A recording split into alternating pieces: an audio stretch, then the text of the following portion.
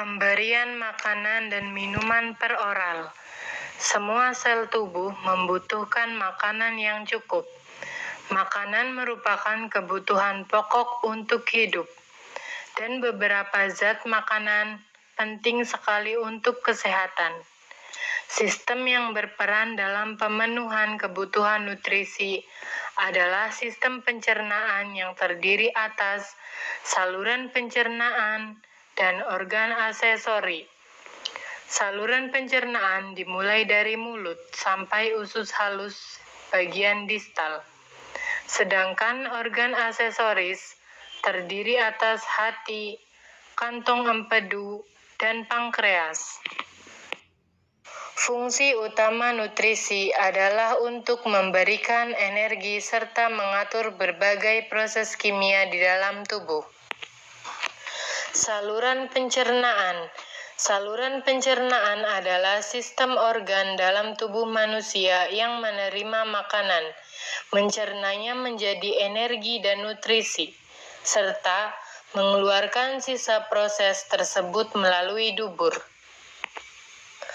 Organ yang termasuk dalam saluran pencernaan adalah mulut, faring, esofagus, lambung, dan usus. Mulut adalah suatu rongga terbuka tempat masuknya makanan dan air pada manusia. Faring adalah bagian tubuh yang terletak di antara rongga mulut dan pembuluh tenggorokan. Esofagus adalah saluran pencernaan antara tekak atau faring dan lambung atau gaster.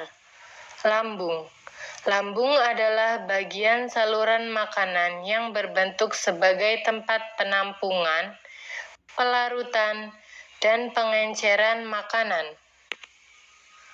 Usus adalah alat pencernaan makanan di dalam perut manusia dan menyerap zat-zat makanan ke dalam tubuh. Fungsi saluran pencernaan. Fungsi utama saluran pencernaan adalah memindahkan zat nutrisi atau zat yang sudah dicerna, air dan garam yang berasal dari zat makanan untuk didistribusikan ke sel-sel melalui sistem sirkulasi. Kelenjar pencernaan tambahan akan memproduksi sekret yang berkontribusi dalam pemecahan bahan makanan, gigi, lidah, kantung empedu. Adapun beberapa kelenjar pencernaan seperti kelenjar ludah, hati, dan pankreas, gigi atau dentis, berperan dalam proses mastikasi atau pengunyahan. Bagian-bagian gigi adalah mahkota gigi, tulang gigi atau dentin, rongga gigi, di dalamnya terdapat pembuluh darah, jaringan ikat, dan jaringan saraf. Lidah atau lingua. Lidah berfungsi untuk membantu pengunyah makanan, yakni dalam hal membolak-balikan makanan dalam rongga mulut, membantu dalam menelan makanan sebagai indera pengecap, dan membantu dalam berbicara. Selanjutnya, kelenjar ludah atau kelenjar saliva. Kelenjar ludah menghasilkan saliva. Saliva mengandung enzim petialin atau amilase dan ion natrium, klorida, bikarbonat, dan kalium. Hepar atau hati. Hati merupakan kelenjar terbesar dan terpenting dalam tubuh. Hati terdiri dari 2 lobus. Setiap lobus memiliki saluran untuk mengangkut cairan empedu, yakni ductus hepaticus, kantung empedu, dan saluran empedu.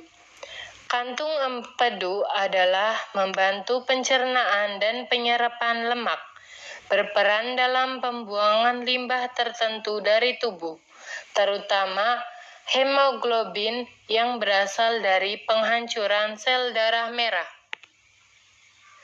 Pankreas merupakan kelenjar yang bersifat endokrin karena menghasilkan hormon insulin dan hormon glukagon yang dimasukkan ke darah, bersifat eksokrin karena menghasilkan enzim pencernaan. Hormon yang dihasilkan oleh pankreas adalah insulin, yang berfungsi menurunkan kadar gula dalam darah, glukagon, yang berfungsi menaikkan kadar gula dalam darah, somatostatin, yang berfungsi menghalangi pelepasan kedua hormon lainnya, insulin dan glukagon. Selanjutnya, zat gizi. Zat gizi merupakan unsur yang terkandung dalam makanan yang memberikan manfaat bagi kesehatan manusia. Zat gizi yang terkandung dalam makanan tersebut berbeda-beda, makanan satu dengan yang lainnya. Gangguan atau masalah yang berhubungan dengan nutrisi. Obesitas merupakan peningkatan berat badan yang melebihi 20% batas normal berat badan seseorang serta memerlukan sejumlah lemak tubuh untuk menyimpan energi sebagai penyekat panas, penyerap guncangan.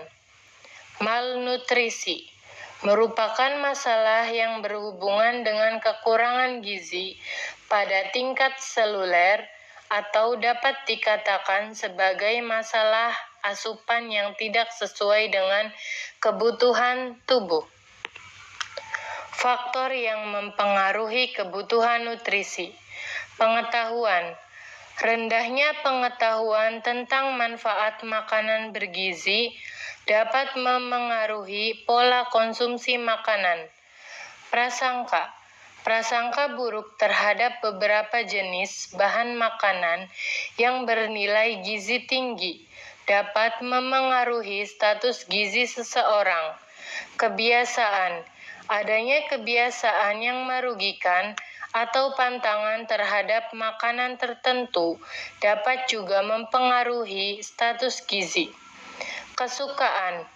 Kesukaan yang berlebihan terhadap suatu jenis makanan dapat mengakibatkan kurangnya variasi makanan sehingga tubuh tidak memperoleh zat-zat gizi yang dibutuhkan secara cukup.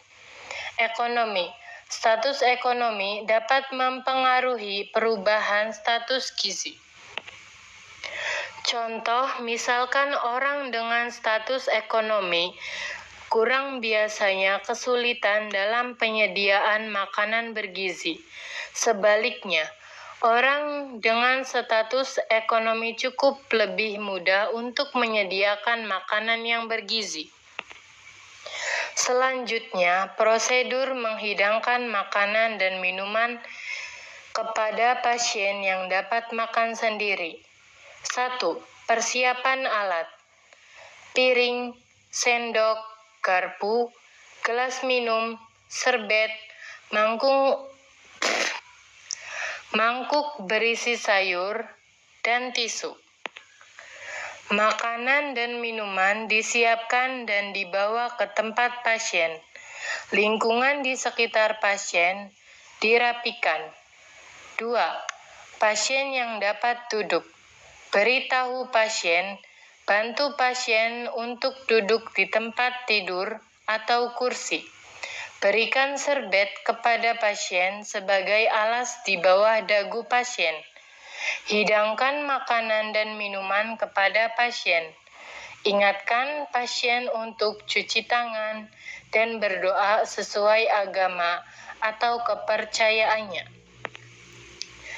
3. Pasien yang berbaring.